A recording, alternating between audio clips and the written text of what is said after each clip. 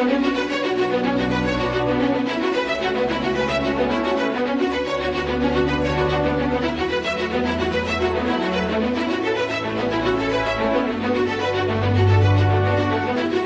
स्वयंसेवक संघाच्या शताब्दी वर्षानिमित्त समर्पण पर्व हा विशेषांक आम्ही आपल्यासाठी आणला. हिंदी आणि मराठीमध्ये केलेल्या या विशेषांकाचं भरभरून स्वागत झालं. लोकांनी प्रचंड कौतुक केलं. हा विशेषांक अधिक लोकांपर्यंत पोहोचावा, विशेष करून युवा वर्गापर्यंत पोहोचावा म्हणून या विशेषांकाची ऑडिओ व्हिज्युअल आवृत्ती आम्ही आपल्यासमोर आणतोय.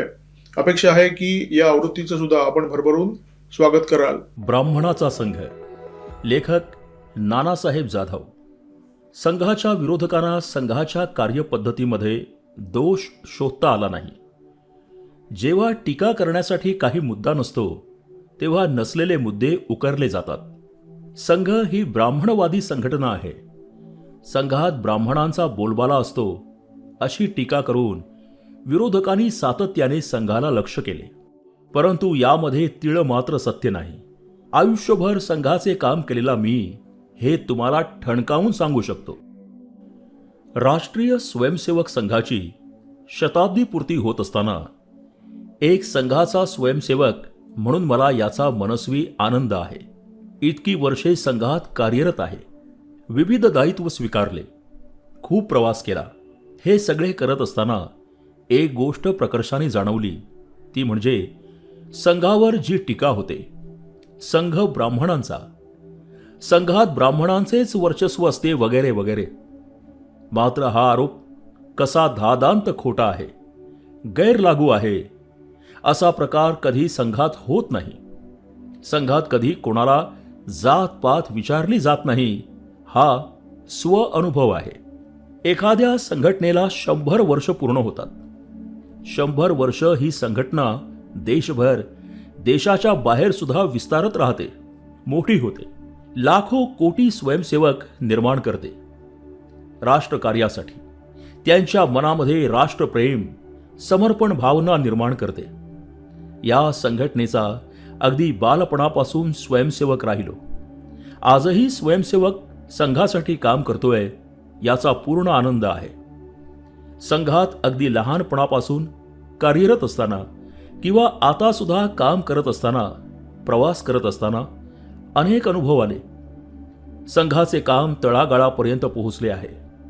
त्या कामात सक्रिय होता आले. आजही पश्चिम महाराष्ट्र प्रांत संघचालक म्हणून जबाबदारी पार पाडत आहे. प्रामाणिकपणे गावागावात संघ स्वयंसेवक निर्माण झाले पाहिजेत. संघाची शाखा सुरू झाली पाहिजे. याच्यासाठी आमचा प्रयत्न हा नेहमी सुरू असतो. हे करत असताना समाजामध्ये काही जण संघाबद्दल बोलत असताना विचित्र पद्धतीची भाषा करत असतात. संघ हा ब्राह्मणांचा, संघ म्हणजे ब्राह्मण असं समीकरण. अशा पद्धतीचा संभ्रम काही घटक, काही प्रवृत्ती निर्माण करत असतात. मात्र इतकी वर्ष संघात कार्यरत असताना यात किंचितही असा प्रकार कधीच जाणवला नाही. माझे वडील सुद्धा त्या काळामध्ये राष्ट्रीय स्वयंसेवक संघाचे स्वयंसेवक होते. कालांतराने त्यांच्यावर काही जबाबदाऱ्या संघाने दिल्या होत्या. त्या अगदी नेटाने त्यांनी पार पाडल्या. त्यानंतर जवळजवळ आमची 3री-4थी पिढी राष्ट्रीय स्वयंसेवक संघामध्ये कार्यरत आहे. घरी वातावरण राष्ट्रीय स्वयंसेवक संघाच्या विचाराचं असल्यामुळे अगदी बालवयापासून, जेव्हा कळत नव्हतं तेव्हापासून संघाचा स्वयंसेवक बनलो. गाव पातळीपासून ते आता प्रांत संघचालक या पदापर्यंत अनेक जबाबदाऱ्या या माझ्यासारख्या स्वयंसेवकावर दिल्या. इतकी वर्ष कार्य करत असताना कधी असं जाणवलं नाही की संघात मी जाधव आहे म्हणून मला वेगळी वागणूक दिली जाते. खरं तर संघशिस्तीमध्ये जातपात विचारले जात नाही, त्याच्यावर काहीच ठरत नाही. मात्र विषय ब्राह्मण आणि संघ असल्यामुळे हा थोडासा तपशीलवार खुलासा करावा लागत आहे. वास्तविक संघामध्ये, संघाच्या शिस्तीमध्ये हे बसत नाही. संघ शिक्षा वर्गाचे शिक्षण पूर्ण होईपर्यंत शाखेचा मुख्य शिक्षक म्हणूनच कार्यरत होतो. 1973 मध्ये जिल्ह्याची एक जबाबदारी आली. पदवी पूर्ण झाल्यानंतर संघाचा पूर्णवेळ प्रचारक म्हणून बाहेर पडलो. साधारणतः 6 वर्ष मी संघाचा प्रचारक म्हणून कार्यरत होतो. त्या काळात पुणे जिल्ह्यातल्या शिरूर आणि मावळ येथे प्रचारक म्हणून काम केले. जळगावला 5 वर्षे जिल्हा प्रचारक म्हणून काम केले. नंतर थांबलो. आता पश्चिम महाराष्ट्राचा प्रांत संघचालक म्हणून जबाबदारी पार पाडत आहे. त्यावेळचा अहमदनगर आणि आताच्या अहिल्यानगर जिल्ह्यातल्या बेलापूर सारख्या छोट्या गावातून सुरू झालेला हा प्रवास होता. संघावर जे प्रभुत्व आहे ते केवळ ब्राह्मण समाजाचे आहे असे बोलले जाते. ही गोष्ट अत्यंत चुकीची आहे, धादांत खोटी आहे. संघाच्या जवळ आल्याशिवाय, संघामध्ये सहभागी झाल्याशिवाय लोकांना ही गोष्ट समजणार नाही. मात्र काही प्रवृत्ती हा अपप्रचार नेहमी करत असतात. या गोष्टी समाजामध्ये ठासून सांगण्याचा प्रयत्न करत असतात. त्यामागचा त्यांचा उद्देश हा स्पष्ट आहे की संघाला बदनाम करायचे, संघाचा विस्तार होऊ नये, संघामध्ये लोक सहभागी होऊ नयेत, संघ स्वयंसेवक तयार होऊ नयेत, ही भावना त्यामागे असल्याने अशा पद्धतीचा अपप्रचार केला जातो. मात्र हा प्रचार केवळ आणि केवळ चुकीचाच आहे. संघामध्ये एक गोष्ट निश्चित आहे की जो संघाचं काम करतो त्याच्याकडे संघातली पदं चालून येत असतात. हा अमुक या समाजाचा आहे, तो तमुक त्या समाजाचा आहे म्हणून ती पदं त्याच्याकडे जात नाहीत. त्याच्या कार्याकडे बघून, त्याच्या समर्पणाकडे बघून पदं ही त्याच्याकडे जात असतात. या अनुषंगाने एक किस्सा नमूद करावासा वाटतो. तो असा आहे की माझ्या वडिलांनी मला ही गोष्ट सांगितलेली होती की पूजनीय गुरुजी जिल्हा स्तरावर प्रवास करत असताना त्यांचा आमच्या जिल्ह्यामध्ये दौरा होता. या दौऱ्यामध्ये अनेक स्वयंसेवक सहभागी झालेले होते. चर्चा सुरू असताना पूजनीय गुरुजी यांनी विचारलं की कसं कार्य सुरू आहे संघाचं या परिसरात. त्यावेळेला एक स्वयंसेवक उठला आणि त्याने सांगितले की संघ हा ब्राह्मणांचा आहे असा आरोप समाजात केला जातो. त्यावर गुरुजींनी माझ्या वडिलांना एक प्रश्न केला की अण्णा जाधव, तुमच्या गावांमध्ये संघ कोणाचा असं म्हटलं जातं? त्यावर माझे वडील असे म्हणाले की माझ्या गावामध्ये बलुतेदारांचा संघ असं म्हटलं जातं, कारण त्यावेळेला समाजातल्या 12 बलुतेदारांचा समावेश हा संघामध्ये होता. सर्व जातीचे लोक हे संघामध्ये सक्रिय असल्यामुळेच आमच्या परिसरात संघ हा 12 बलुतेदारांचा आहे असं म्हटलं जात होतं. या माझ्या वडिलांच्या उत्तरानंतर हा विषय तिथं मार्गी लागला. हा आरोप आज होतोय असं नाही, हा सुरुवातीपासून होतोय. जिथे जात-पात विचारलीच जात नाही तिथे अमुक एका जातीचं प्रभुत्व किंवा वर्चस्व असं म्हणणं गैरलागू होतं. जो काम करतो त्याचीच पदावर नेमणूक होत असते. त्यामुळे काहींना असं वाटत असेल की ब्राह्मणांचा संघ आहे, पदांवर ब्राह्मण समाजाच्याच स्वयंसेवकांची नियुक्ती होत असते. मात्र हे बोलणं किंवा हा आरोप हा तर्काला धरून नाही, वस्तुनिष्ठ तर अजिबात नाही. आमच्या अहिल्यानगर जिल्ह्याचा जर विचार केला तर अनेक ठिकाणी 18 पगड जातीचे लोक हे संघामध्ये सक्रिय असल्याचे दिसून येईल. केवळ अहिल्यानगर जिल्हाच नाही तर देशभरामध्ये अशी अनेक गावे आहेत, अनेक जिल्हे आहेत की तिथे सर्व समाजाचे स्वयंसेवक हे कार्यरत आहेत. तिथे कुठेच डावे उजवे केले जात नाही. अनेक नावे अशी आहेत की ते ब्राह्मण नाहीत, मात्र तरी सुद्धा त्यांनी संघामध्ये संघाच्या विविध पदांवर विविध प्रकारचे दायित्व स्वीकारून संघाचा विस्तार केला. संघाचा विचार हा तळागाळापर्यंत पोहोचवण्याचं काम केलं. काही प्रातिनिधिक स्वरूपात नावं सांगायची म्हटली तर अहिल्यानगर जिल्ह्याचे जे पदाधिकारी होते त्यांचं नाव होतं माणिकराव पाटील. नंतर ते जिल्हा संघचालक झाले, प्रांत संघचालक झाले, क्षेत्राचे सुद्धा संघचालक होते. अहिल्यानगर जिल्ह्यामध्ये अशी शेकडो नावे सांगता येतील. अण्णाजी गायकवाड, सूर्यभानजी वहाडणे, चंपालालजी सांड.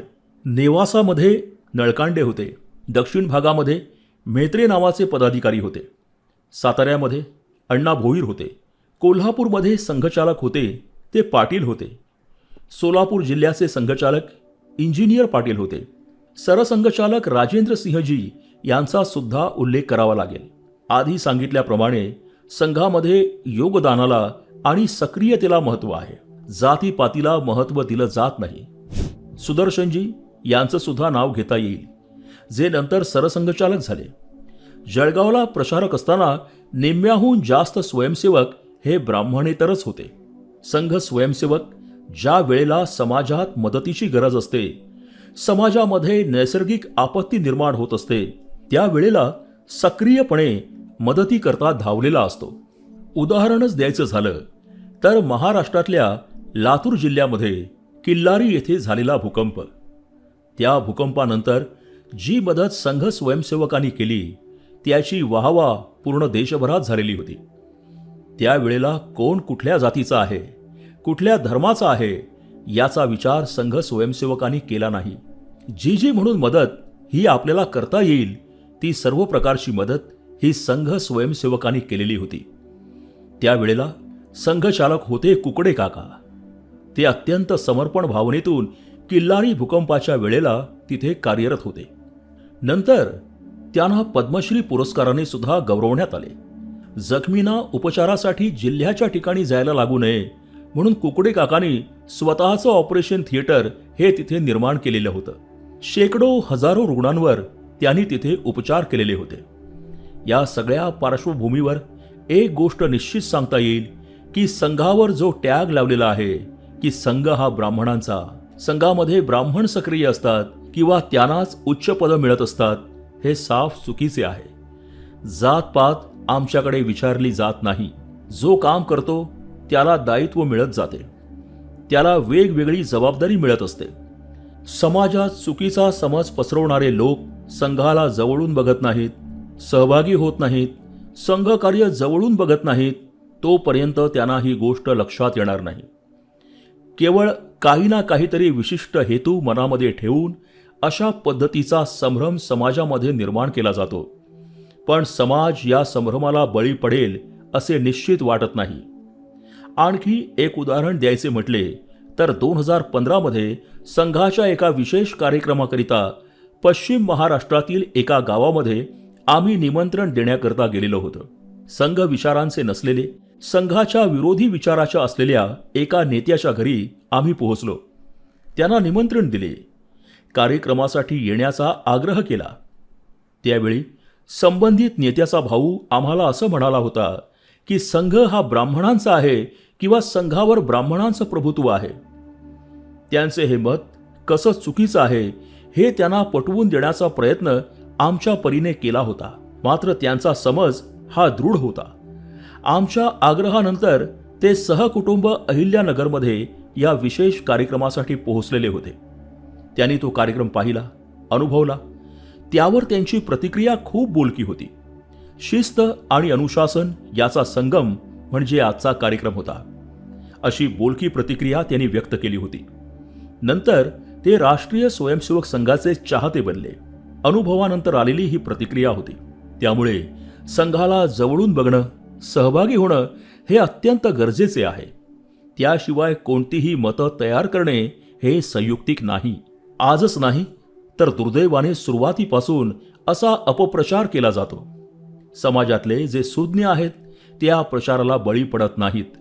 मात्र ऐकीव माहितीवर जी मते तयार करतात त्यांनी ही गोष्ट लक्षात घ्यायला हवी की संघ कधीही जात-पात बघत नाही. हा विचार संघाचा नाही. तळागाळातील लोक संघ कार्यात सक्रिय आहेत. संघ ओळखायचा असेल तर संघ अनुभवायला हवा. लेखक पश्चिम महाराष्ट्र प्रांत संघचालक आहेत.